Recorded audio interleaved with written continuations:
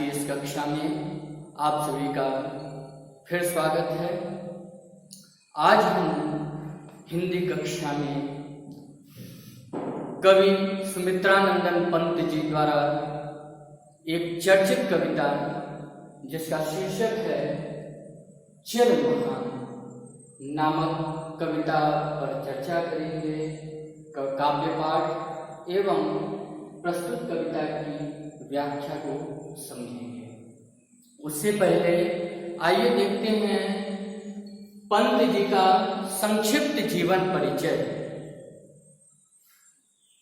पंत जी का जन्म 20 मई 1900 ईस्वी को कौसानी नामक स्थान, जो कि अल्मोड़ा के नाम से जाना जाता है, उत्तराखंड में स्थित है, वहां पर पंत जी का जन्म हुआ था। इनकी रचनाएं वीणा, पल्लव, ग्राम्या, युगवाणी, चिदंबरा आदि कई चर्चित रचनाएं हैं।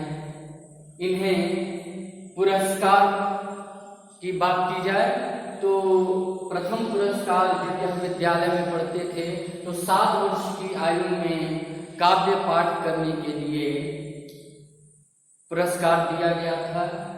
बाद में यह बाल्यकाल से ही अनवरत काव्य लेखन कौशल में परिपूर्ण थे और आगे उन्होंने कई रचनाएं की। इन रचनाओं को ध्यान में रखते हुए इन्हें कई सारे पुरस्कार दिए गए, जिसमें 2 मुख्य पुरस्कार साहित्य अकादमी पुरस्कार और ज्ञानपीठ पुरस्कार इन्हें 1960 में तथा 1969 में क्रमशः प्रदान किया गया। पंत जी की रचनाओं में एक विशेषता देखने को मिलती है कि इनकी रचनाओं में ज्यादातर तत्सम शब्द अर्थात संस्कृत के शब्दों का अधिकाधिक प्रयोग हुआ होता है।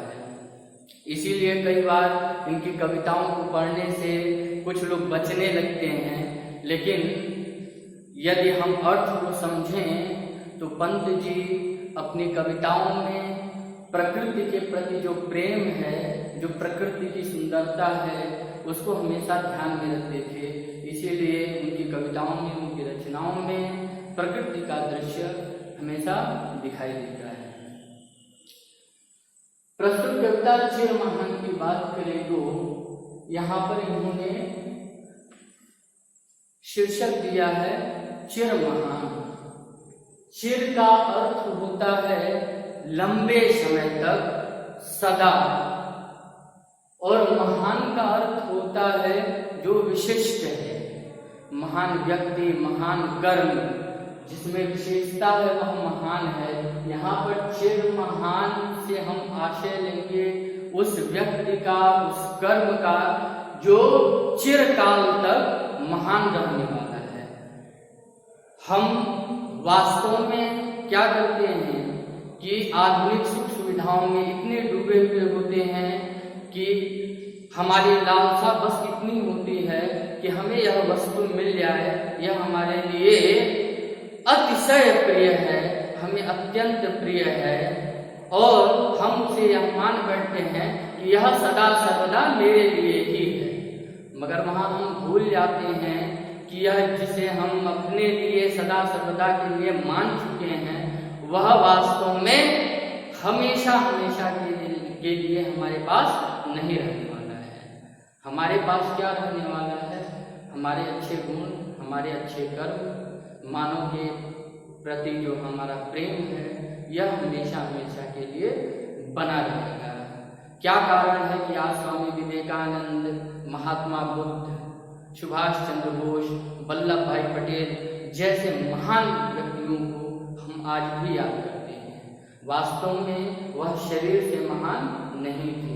ऐसा नहीं था कि ईश्वर ने उनके शरीर में कुछ विशिष्ट अंग लेकर के भेजे थे। वह हमारे और आपके समान 2 हाथ 2 आंख सहित संपूर्ण अंगों के साथ ही पैदा हुए थे, मगर उनके कृत्य ऐसे थे, उनके कर्तव्य ऐसे थे, उनका मानव के प्रति जो प्रेम प्रगाढ़ था, उसके कारण आज भी हम उन्हें याद करते हैं, उन्हें जानते हैं। इस कविता में यदि आप ध्यान दें तो यह कविता 4 अंशों में विभक्त है। प्रत्येक अंश में पंत जी ने भगवान को संबोधित किया है, नाथ नाथ नाथ प्रभु। प्रत्येक अंश में कवि ने भगवान को संबोधित करते हुए प्रार्थना किया है, भगवान से कुछ मांगा है।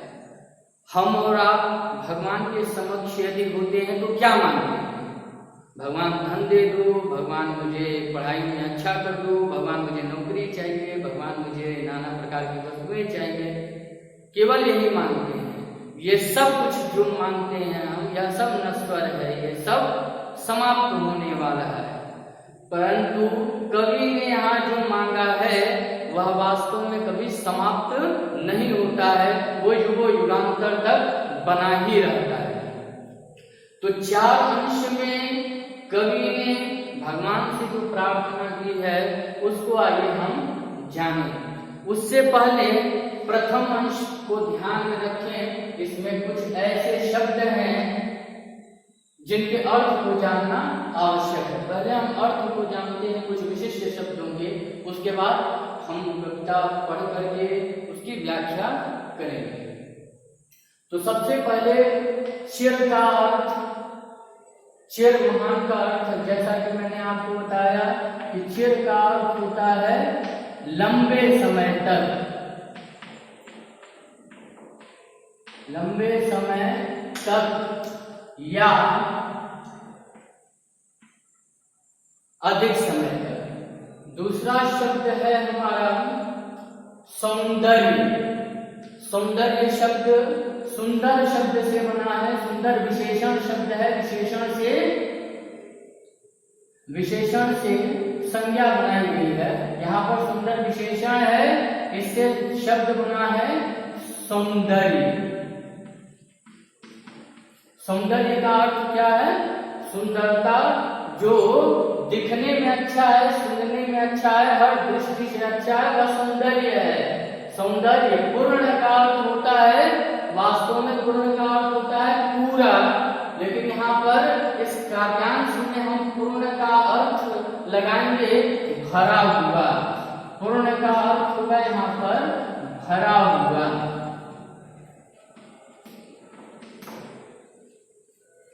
नाथ का अर्थ, नाथ का अर्थ ईश्वर, भगवान, देवता आदि जो भी करके आप अपने इष्ट को पुकारते हैं वह नाथ है। दूसरा अर्थ नाथ का होता है राजा या स्वामी। राजा को भी हम नाथ कहते हैं। तो और इस प्रकार से हमने कुछ शब्दों के अर्थ को जाना। आइए मैं कविता को पढ़ता हूं तथा इसकी व्याख्या करूंगा। जग जीवन में जो चिर महान, सौंदर्य पूर्ण और सत्य प्राण, मैं उसका प्रेमी बनूं नाथ, जिससे मानव हित हो समान, जिससे मानव हित हो समान। ध्यान दें, कवि कहता है जग जीवन में जो चिर महान, सौंदर्य पूर्ण और सत्य प्राण, मैं उसका प्रेमी बनूं नाथ, जिससे मानव हित हो समान। यहाँ पर प्रथम द्वितीय पंक्ति को छोड़ देंगे, तृतीय पंक्ति से मैं अर्थ लेना प्रारंभ करता हूँ। मैं उसका प्रेमी बनूं नाथ। प्रेमी किसे कहते हैं? प्रेमी उसे कहते हैं जो प्रेम करता है। कवि ने कहा कि हे भगवान, हे प्रभु, हे मेरे इष्ट देव, मैं प्रेमी बनना चाहता हूं, मगर किसका प्रेमी बनूं? मैं उसका प्रेमी बनूं नाथ, जो जग जीवन में चिर महान, जो इस संसार में सदा सर्वदा रहने वाला है, उसका प्रेमी नहीं बनना चाहता हूं कि जो मिला और समाप्त हुआ, बल्कि उसका बनना चाहता हूं, उस व्यक्ति का, उस गुण का प्रेमी बनना चाहता हूं जो हमेशा रहने वाला है। और उसकी विशेषता क्या होनी चाहिए? अगर गुण का प्रेमी मैं बनना चाहता हूं तो वह गुण सौंदर्यपूर्ण हो, अर्थात उन गुणों में सुंदरता हो, अर्थात अच्छे गुण हो और सत्य प्राण हो, उसमें किसी भी प्रकार की झूठी चीजें ना हो, उसमें क्या हो? सत्यता हो, वास्तविक हो। ऐसे गुणों का, ऐसे व्यक्तियों का मैं प्रेमी बनूं। यदि मैं उनका प्रेमी बनूंगा उससे क्या होगा? जिससे मानव हित हो समान, मानव का हित अर्थात मानव जाति का कल्याण मात्र, जिसमें ऊंच नीच आदि का भेद न हो, उस कल्याणकारी कार्य में सबके साथ समानता का व्यवहार हो। अगर मेरे अंदर ये गुण आते हैं तो क्या होगा? हम मानव का जो है समान हित होगा, एक जैसा हित होगा, एक जैसा कल्याण होगा। तो आइए संक्षिप्त में इसका अर्थ जानते हैं कि कवि ने भगवान से प्रार्थना किया है कि हे प्रभु, मैं उसका प्रेमी बनना चाहता हूँ, या मैं उनका प्रेम, उन गुणों का, उन व्यक्तियों का प्रेमी बनूं जो इस संसार में, जग का अर्थ होता है संसार, इस संसार में सदा सर्वदा के लिए रहने वाला है, वह गुण जो हमेशा बने रहने वाला है। और उस व्यक्ति में, उन गुणों में क्या विशेषता होनी चाहिए? सौंदर्यपूर्ण हो, वह सुंदरता से भरा हुआ हो और सत्य स्वरूप हो, किसी भी प्रकार की मिथ्या उसमें न हो।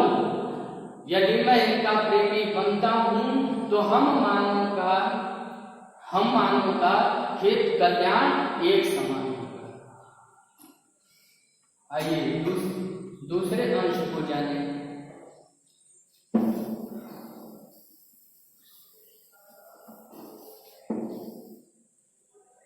दूसरे अंश में कहा है उन्होंने, जिससे जीवन में मिले शक्ति, छूटे भय संशय अंध भक्ति, मैं वह प्रकाश बन सकूं नाथ, मिल जाए जिसमें अखिल व्यक्ति।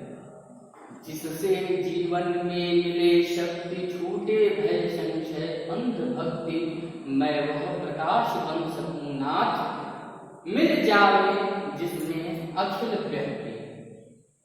मैं वह प्रकाश बन सकूं नाथ।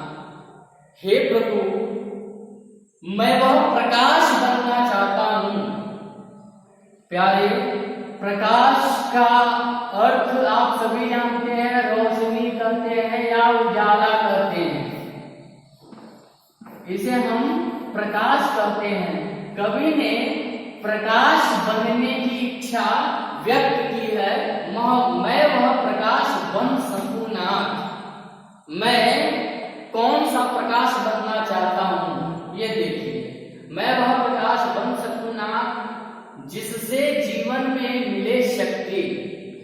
उस प्रकाश से हमारे जीवन में हम सभी को एक विशेष प्रकार की शक्ति प्रदान हो, और उस शक्ति का उपयोग क्या हो? छूटे भय संशय अंध भक्ति। भय, संशय, अंध भक्ति, ये तीनों ही मनुष्य के सबसे बड़े शत्रु माने गए हैं। मनुष्य के यह सबसे बड़े शत्रु हैं, लेकिन मनुष्य अज्ञानता में इन्हीं से मित्रता कर बैठता है। जो इनसे जो मित्रता हुई है मनुष्य की, यह मित्रता कब छूटेगी? ये खराब गुण है, भय, संशय और अंध भक्ति, ये सभी अवगुण हैं। इन अवगुणों को हम नाश कब कर सकते हैं? जब हमारे अंदर वह प्रकाश हो, वह ज्ञान हो। जब हमारे अंदर वह प्रकाश रूपी ज्ञान आ जाए तो उससे हमें विशेष शक्ति मिलेगी, और उस शक्ति से मेरे अंदर भी तथा समस्त मानव जाति में भय अर्थात समस्त प्रकार के डर, संशय अर्थात संदेह या शंका, और अंध भक्ति अर्थात अंधविश्वास, आप देखते होंगे कि आए दिन समाचार पत्र में, समाचार चैनलों में कई ऐसे धर्म गुरु तथाकथित मिलते ही रहते हैं जो कि समाज के साथ, व्यक्ति विशेष के साथ धोखाधड़ी आदि करने में संलिप्त पाए जाते हैं। उसका कारण क्या है? उसका कारण स्पष्ट है कि जो भक्ति करने वाले लोग हैं उस भक्ति के रहस्य को जानना नहीं चाहते, उसके पीछे का कारण नहीं जानना चाहते, लिहाजा वह अंधभक्ति की श्रेणी में चले जाते हैं और वह आंख बंद करके उनकी हर क्रियाकलापों पर, हर कार्यों पर विश्वास करने लगते हैं।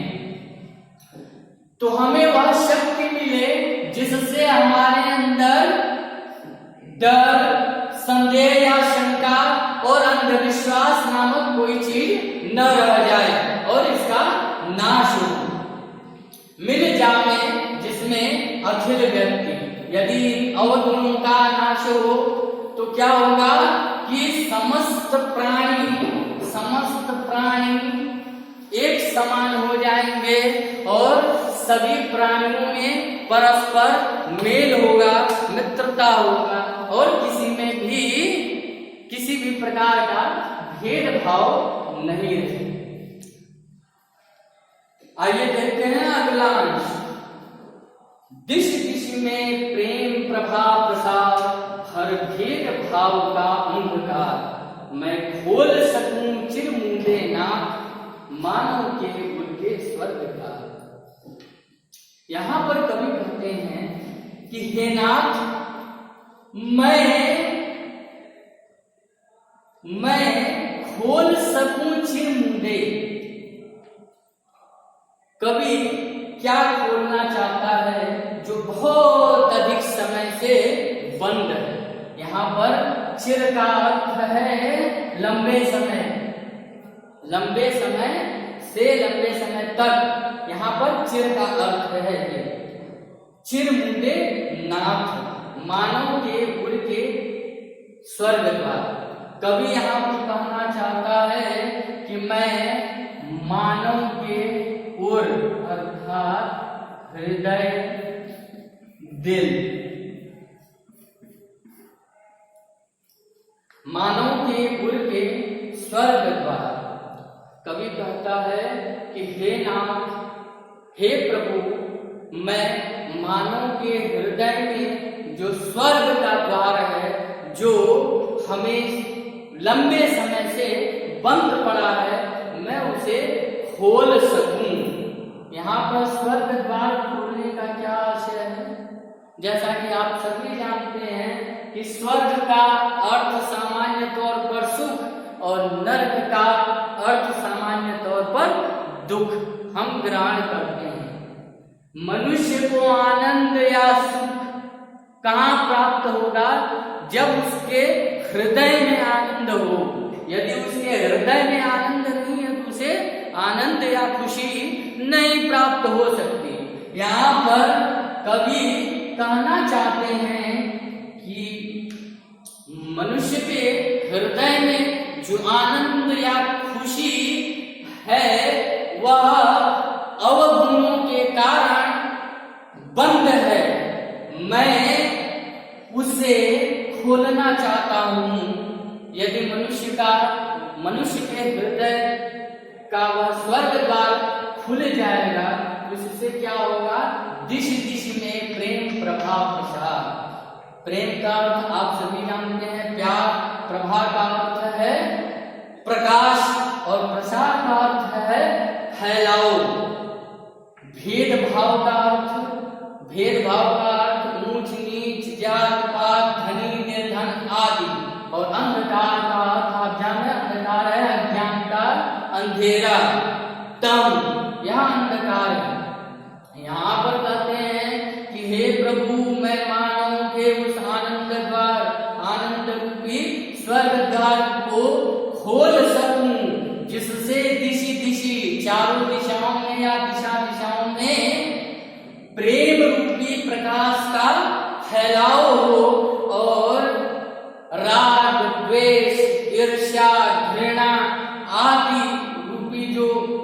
अंधकार है उसका नाश हो सके। व्याख्या संक्षिप्त में समझें।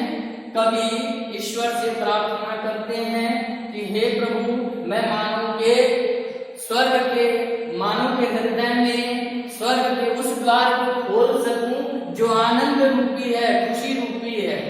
यदि वह द्वार खुलता है तो क्या होगा कि मानव का जो आपसी भेदभाव है, ऊंच नीच, जात पात, धनी निर्धन आदि का, ऐसा अंधकार छटेगा और दिशाओं में, चारों दिशाओं में प्रेम रूपी प्रकाश का प्रसार होगा, फैलाव होगा।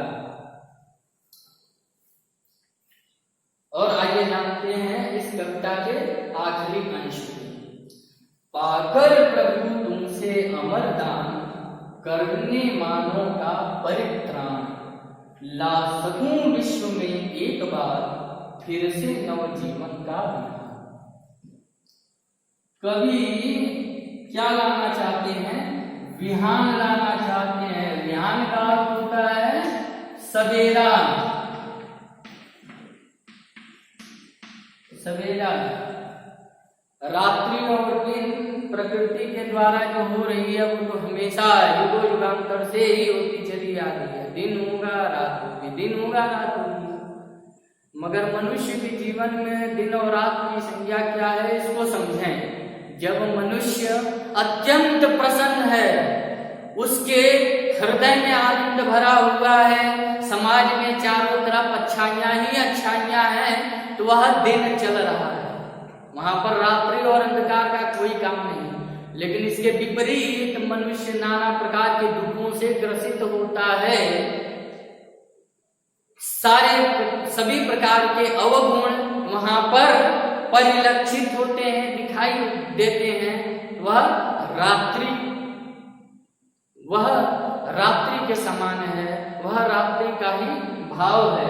कवि यहाँ पर मनुष्य के जीवन में फिर से एक नया सवेरा लाना चाहते हैं, समस्त संसार में एक नया सवेरा लाना चाहते हैं। उसके पहले वो क्या करते हैं, ध्यान दीजिए। पाकर प्रभु तुमसे अमर दान, अभी तक मैंने जो आपसे मांगा वह सब अमर है, अर्थात वह समाप्त होने वाला नहीं है। आपकी मृत्यु होती है, आप मर जाते हैं, संसार से चले जाते हैं, मगर आपने जो मानव के प्रति प्रेम दर्शाया है वह युगांतर तक याद रखा जाएगा। जो आपने अच्छे काम किए हैं वह युगांतर तक याद रखा जाएगा। तो यहाँ पर कवि कहते हैं, प्रभु मैंने ये जो गुणों का भंडार आपके सामने मांगने का प्रस्ताव रखा है, इसे मैं पा करके क्या करूंगा, करने मानव का परित्राण।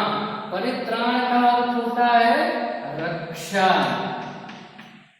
परित्राण शब्द को आप श्रीमद् भगवत गीता में भी देख सकते हैं। श्रीमद् भगवत गीता जी में एक श्लोक है, परित्राणाय साधूनां विनाशाय च दुष्कृतां धर्म संस्थापनार्थाय संभवामि युगे युगे। परित्राण शब्द का अर्थ है रक्षा। कवि मानव जात की रक्षा करना चाहता है। कवि मानव जात की रक्षा हेतु इन सभी गुणों को अपने पास पाना चाहता है। ला सकूं विश्व में एक बार, अभी विश्व में जो अंधकार है, चोरी, लूटमारी, एक दूसरे से घृणा, ये सब क्या है, ये विश्व में अंधकार का ही प्रतीक है। अर्थात इस समय संसार में यह अंधकार का ही भाव है। कवि क्या कहते हैं कि विश्व में मैं इस अंधकार से निकल करके एक नया सवेरा की तरफ जाना चाहता हूँ और समस्त विश्व भी उस सवेरा के सानिध्य में प्रकाशित हो। ला सकूं विश्व में एक बार, फिर से नव जीवन का विहान, फिर से मैं नए जीवन का सवेरा ला सकूं। अब यहाँ पर प्यारे आपको ध्यान देना है कि कवि ने आखिरी अंश की तीसरी पंक्ति में विश्व की चर्चा की।